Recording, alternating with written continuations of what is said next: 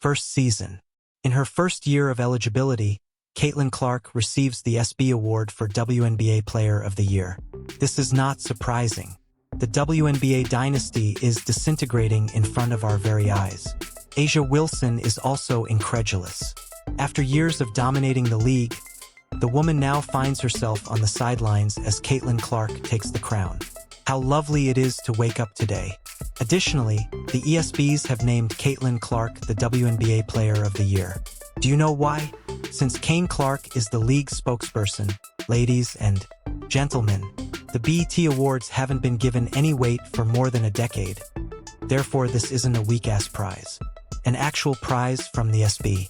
The current 11-11 record of the Las Vegas Aces is average. A spectacular decline in popularity for the former two-time champs. As the rookie wonder turned sophomore superstar has formally taken on the role of face of women's basketball, Wilson's reign as the best player in the WNBA is coming to an end, not with acclaim, but with frustration. The ESB for Best WNBA Player has officially gone to Caitlin Clark. Caitlin Clark is the WNBA Player of the Year. Congratulations to CC4. ESP victory. Well earned. Do you want to know who she defeated? Do you want to know who Caitlin Clark defeated? This isn't BET. Okay. I apologize. You are aware of how you all get. Man, I'm not even able to say any chunky jokes. Oh no. Among the other nominees, Caitlin Clark was declared the winner of the SB. She defeated Nisa Collier, Breanna Stewart, and A'ja Wilson. The tragic tale of A'ja Wilson's 2025 season is revealed by the numbers. Once the unquestioned WNBA Mountain Champions, the Las Vegas Aces have fallen to 9th position in the league standings with a .500 record. The Aces have changed from being a title contender to a postseason competitor just 2 years after winning the 2023 championship and 1 year after losing in the 2024 semifinals. Nobody has drawn more attention to the WNBA than Caitlin Clark, with the exception of the first 5 years of its existence. Caitlin Clark has drawn more spectators to this league than anyone else. Other than Caitlin Clark, no one has done a better job of pulling them out of the cellar and into the mainstream. Yes, some names have appeared and vanished. Names have been mentioned. Her name was Diana Taurasi. She was a name, Candace Parker. They were all well known in the WNBA, but Maya Moore was a name. They didn't go beyond sports. Oh my God, they didn't. We were able to observe from a seat. Not Kane Clark, but excellent players. Outstanding players. Wilson continues to have impressive individual stats, averaging 22. 3 points, 9. 2 rebounds as well as 2. Each game has 4 blocks. However, the situation has drastically changed. Her group is having trouble keeping significance in a league that has moved past her time. While a rookie player from Iowa has caught the attention of the entire basketball world, the 3-time MVP winner has watched her kingdom fall apart. Breanna Stewart, Ace Wilson, and Fisa were the candidates. Ironically, the players ranked her as the 9th best guard in the Western Conference. She is a superior player overall, according to the person voting on the ESP Pieces nominees. We all know, I believe, that one of the nominees is not particularly pleased with this, but congrats to Mississippi Caitlin Park, dude. This man is something she deserves. Subscribe if you're enjoying it. Everyone has seen Coach Becky Hammond's frustration. Hammond gave a harsh evaluation during a particularly embarrassing loss against the Indiana Fever in which Caitlin Clark did not play, describing it as one of the worst games she has ever witnessed. That's a complete lack of professionalism to have faced Indiana Fever with that kind of effort, she said, criticizing her team. In that loss, the Aces shot a pitiful 26 points and scored a season-low 54 points, 2% from the field. Trash for 3 quarters. It was a garbage offense. The defense was a complete waste of time. If they're going to permit that type of behavior, there must be some resistance. Physicality. In order to match that physicality, my team must step up. For a period. One squad has physical attributes while the other does not. While one team is ahead by 3 steps, another is not. The 50-50 ball was all theirs. Michael, they really busted our ass in every manner. There are just no 2 bones involved. Among the worst games I've ever seen is this one. the image painted by the data is considerably more dire. With 80 points per game, Las Vegas is in 9th place. 2. On the defensive, 9th. Score of 102. With 32 rebounds per game, he ranks 9th. 9, and in terms of field goal percentage, 41. 11th. 3%. With 16 assists, they are second to last. 9 and 8th in terms of quick break points, dead last. 1. These figures show a stunning organizational breakdown for a club that used to dominate both ends of the court and set offensive records. Caitlin Clark has gone from being a promising rookie to becoming the unquestioned face of the WNBA, while Wilson's aces have faltered. The shift in leadership in women's basketball is exemplified by her recent ESPY award for Best WNBA Player. Wilson was defeated by Clark, who had shared the prize with Breanna Stewart and Fisa Collier in 2023 and 2024. All of them are outstanding players, worthy, fantastic players, and among the greatest in the world. In my opinion, those 4 are the world's top 4 players. Thus, there is undoubtedly fierce rivalry among the nominees. Man, we need to talk about it. Since her arrival, Caitlin Clark has been outstanding, particularly during her first season. She arrived as a member of the WNBA's first team, completely ill, all-star. As a rookie, you shattered almost every record there is. She broke, more than 60 records. What was the catchphrase? Is a record in existence? For records, is there a record? Caitlin Clark is that person. The influence of the Indiana Fever Stars goes much beyond their individual honors. With a 74-59 upset victory over the Minnesota Lynx, her team won the league's Eastern Championship and advanced to the Commissioner Cup tournament for the first time in the team's existence. They achieved this success without Clark in the starting lineup, proving that her presence has improved the organization as a whole. Despite missing, Clark's statistics output is nonetheless exceptional. Games because of an injury. She averages 16 when healthy. 5 points, 8 points, and 0 rebounds. 8 assists in each match. Her colleagues are now much better players thanks to her court vision and basketball IQ, which have transformed the Fever's attack. With a good record of 12-11, the squad is in the running for the playoffs. An incredible accomplishment for a team that, prior to Clark's arrival, missed the postseason 8 times in a row. CL is silly. She isn't the league's spokesperson. This isn't her. She isn't that. Man, this is her second year in the WNBA. WNBA Player of the Year and League Leader. What do you guys have to say? What justifications would you all like to post in the comments section? Would you like to discuss her shooting slump, how Kelsey and Aaliyah Boston are the team's better players, the fact that she is white, or the fact that black people like her? What do you guys want to discuss? Because you won't deprive Caitlin Clark of this honor. Funny, the tale of Clark's rise is told via the betting markets. She has continuously been listed as one of the top MVP contenders by numerous sports betting during the 2025 season. She has good odds even when she is sidelined by injuries, and many analysts think she might contend for the MVP title if she remains healthy for the rest of the season. The current MVP race may be the best example of Wilson's decline in popularity. With odds that vary by sports betting from -275 to -700, Fisa Collier of the Minnesota Lynx has been the clear favorite. Wilson, a 3-time winner and consistent MVP contender, is now essentially out of the running at plus 8,000 odds.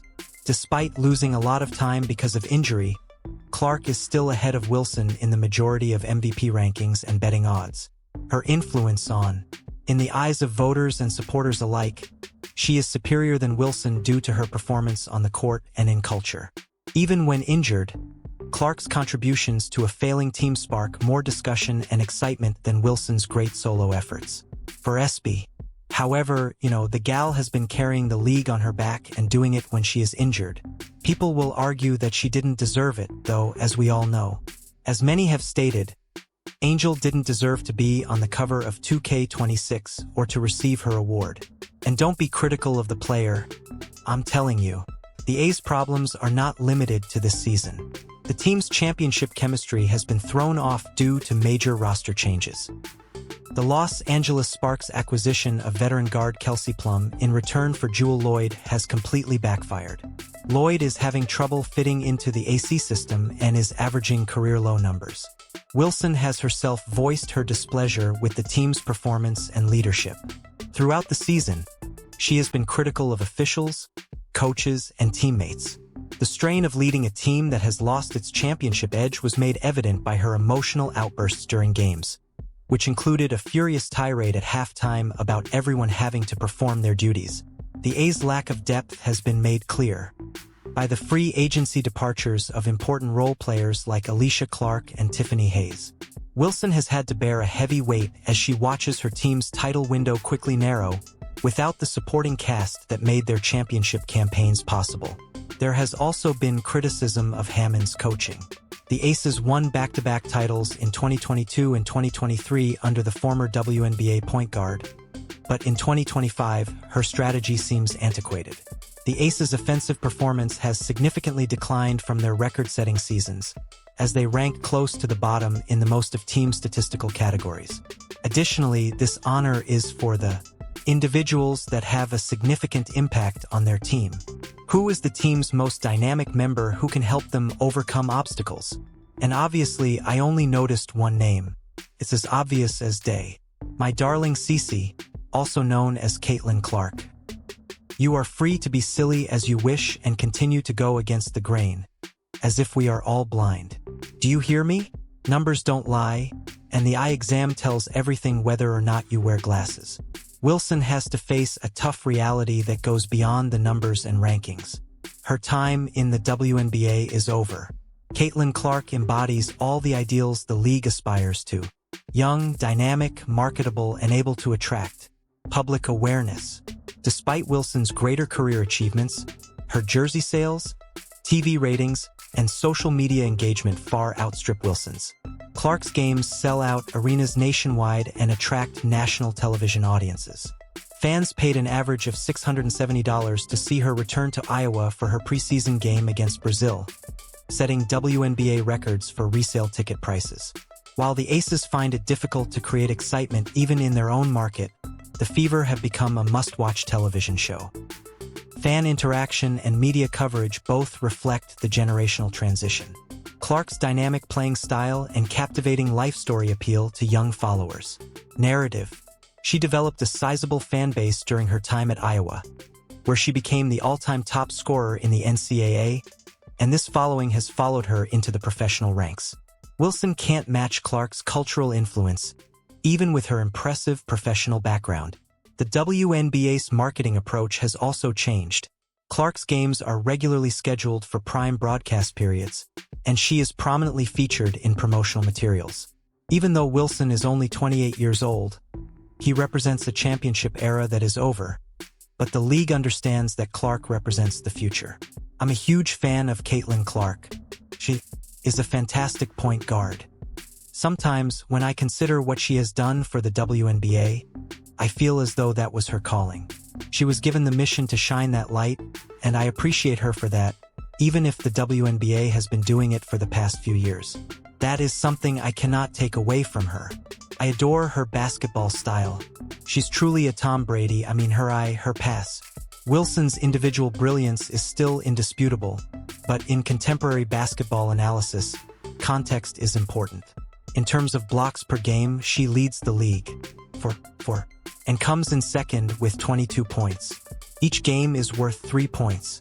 These figures, however, are from a team that has little hopes of winning a championship. Although her efficiency ratings are still quite high, her worth in MVP talks has decreased if she doesn't win. The distinction becomes much more apparent when looking at team performance. Wilson's Aces are at 0-50 and have an uncertain playoff future, while Clark's Fever won the event and advanced to the Commissioner Cup Championship. Clark had 8 assists. Her capacity to motivate teammates is demonstrated by her 8 and 8 per game when healthy. Although Wilson's win percentages, player efficiency rating, and individual emphasis are still good, players on superior teams who contribute to real wins rather than meaningless statistical accomplishments eclipse him. Individual talent without team success is given less weight in award voting and conversations about historical legacies in the current NBA and WNBA. Ultimately, however, Cece improves her squad. They also don't look as good without Cece. You can learn everything you need to know if you watched the game or had watched it before she was injured. And know that many of us adore you and value what you do for the game, Cece. For the first time, A'ja Wilson has to face the fact that she is the league's second-best player at this point in her professional career. She became the WNBA's face thanks to her 3 MVP honors and winning record. However, that time has come to an end. Now, the question is, how will she manage this change?